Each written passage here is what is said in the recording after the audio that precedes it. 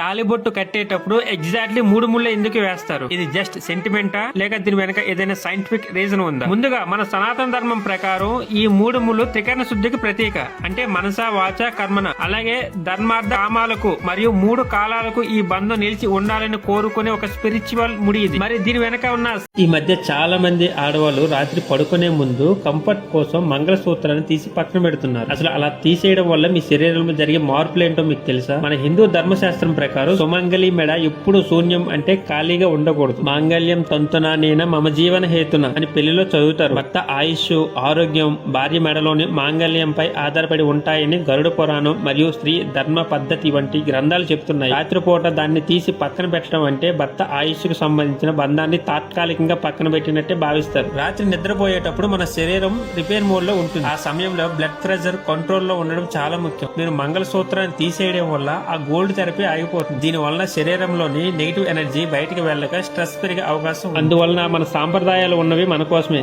దాన్ని పాటించాల్సిన బాధ్యత మనదే.